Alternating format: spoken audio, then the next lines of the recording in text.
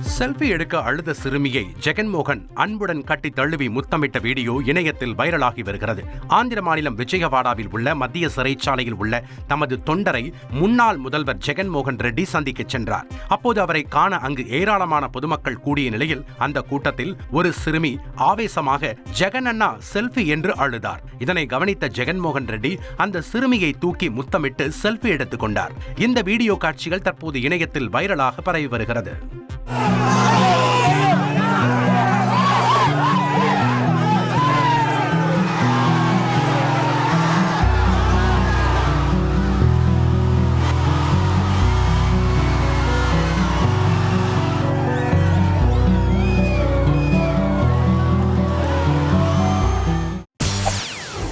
செய்திகளை உடனுக்குடன் தெரிந்து கொள்ள உடனே சப்ஸ்கிரைப் பண்ணுங்க.